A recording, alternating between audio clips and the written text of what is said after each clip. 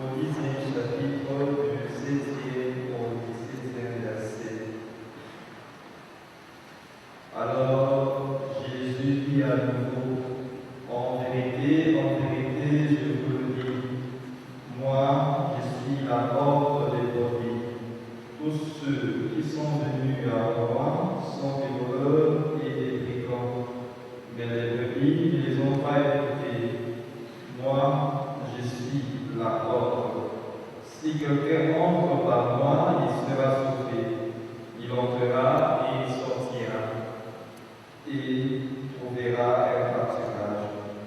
Le voleur ne vient que pour voler, égorger et faire périr.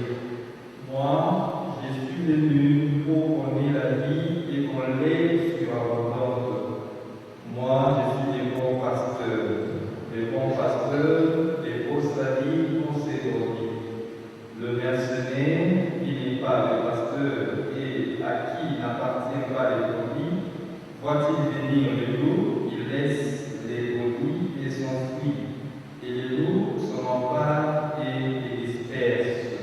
C'est qu'il est mercenaire et ne se soucie pas des brebis. Moi, je suis le bon pasteur. Je connais les brebis et les brebis me connaissent, comme le Père les connaît et que je connais le Père, et je dépose ma vie pour mes brebis. J'ai encore d'autres brebis qui ne sont pas de cet enclos. C'est là aussi, il faut que je les mène. Elles écouteront mon voix, et il y aura un seul troupeau, un seul pasteur. C'est pour cela que le Père m'aime, parce que je dépose ma vie pour la reprendre. Gloire au Fils, parole éternelle du Vivant. Gloire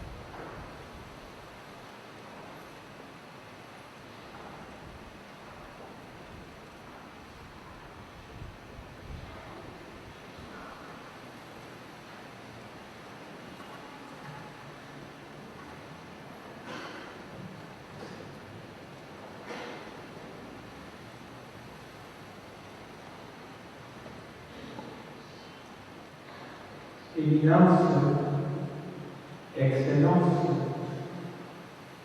distingués s'indiqués dans vos titres et vos qualités respectives, chers collaborateurs, chers établissements, enseignants, chers parents, chers élèves, et vous tous, frères et sœurs dans le Christ. Comme je l'ai écrit dans ma lettre de début d'année,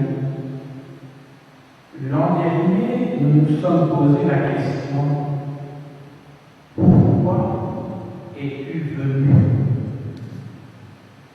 Cette question est aussi posée à Jésus. Et dans l'évangile que nous venons de lire, il nous a donné la réponse. Je suis venu pour que les brebis aient la vie et qu'elle l'ait en abondance. Les brebis, c'est-à-dire nous tous.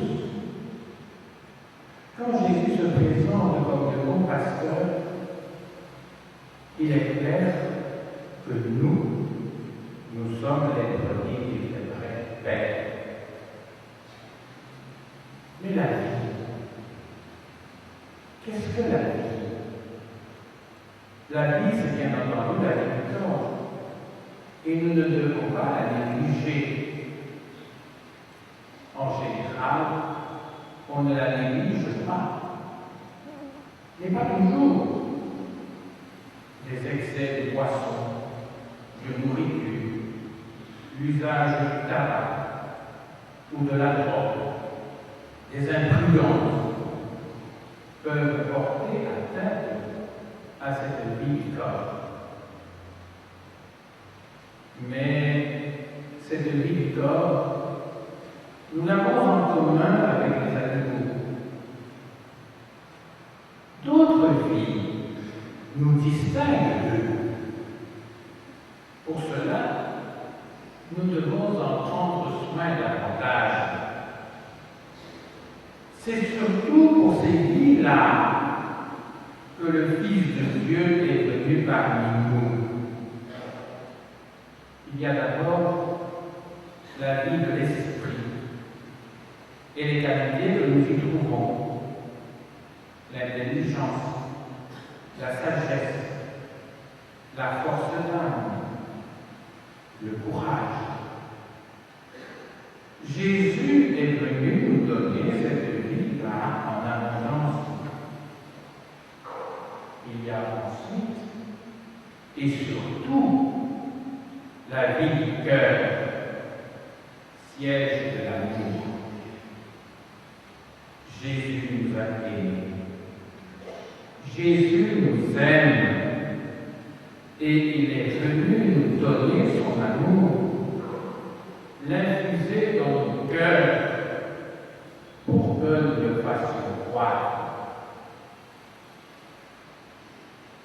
Ce mot d'ordre que je vous ai donné, venant de Jésus lui-même et mis en pratique par lui dans toute sa vie,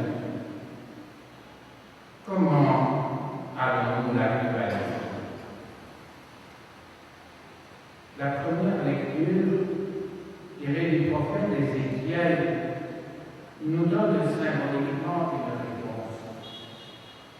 Les ossements desséchés ont repris vie par le souffle de l'Esprit.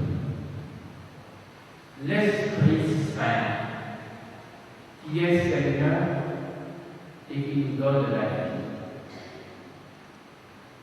Si, comme Jésus, nous voulons donner la vie tout autour de nous, particulièrement à ceux qui nous sont confiés, et si nous voulons protéger et entretenir cette vie en nous-mêmes et en eux, il nous faut accueillir l'Esprit Saint et le laisser agir en nous.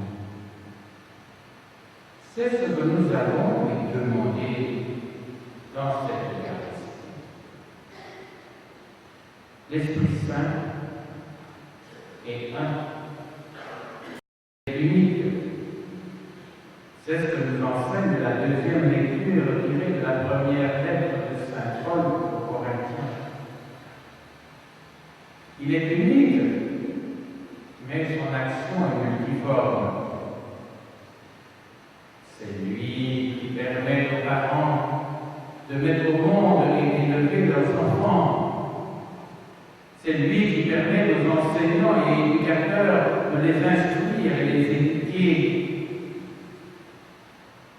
C'est lui qui nous permet à nous tous d'œuvrer pour la vie là où le Père nous a placés. C'est lui qui nous donne de protéger cette vie dans nos corps, dans nos esprits, dans nos cœurs. Et l'Esprit Saint, Dieu, troisième personne de la Sainte Trinité, est tellement fort que nous pouvons dire avec Saint Paul aux Philippiens, je prie tout en celui qui me fortifie. Un de nos mots d'ordre d'une des années précédentes. Ainsi que cette Eucharistie nous permet d'accueillir l'Esprit Saint, afin qu'en chacun d'entre nous, il œuvre pour la vie. Évitons dorénavant cette culture de mort qui malheureusement règne beaucoup trop parmi nous et qui se caractérise par le mensonge, par la recherche effrénée à n'importe quel prix de l'argent et des plaisirs terrestres, par l'indifférence à l'autre. C'est le souhait que j'exprime en ce jour de mon jubilé de sacerdoce et l'inauguration de notre année scolaire 2015-2016. Amen.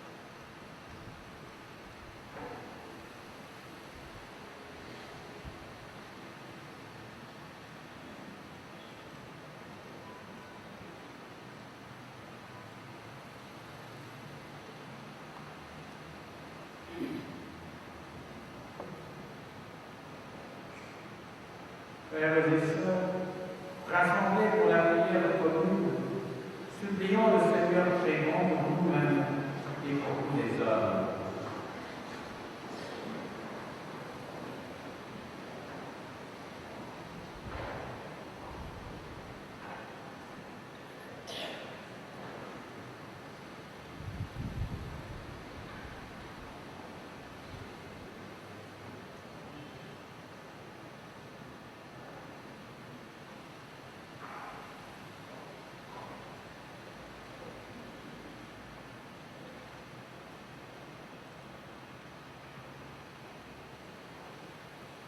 Pour l'Église et les pasteurs, spécialement pour M. l'abbé Michel Gérard, qui totalise aujourd'hui 50 ans de vie sacerdotale. Que l'Esprit Saint le conduit pour évangéliser les nations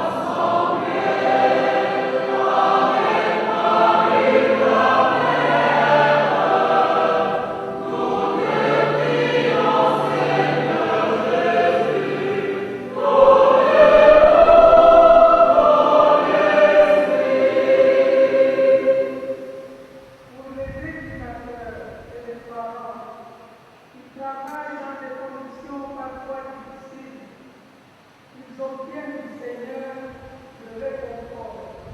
Prions le Seigneur.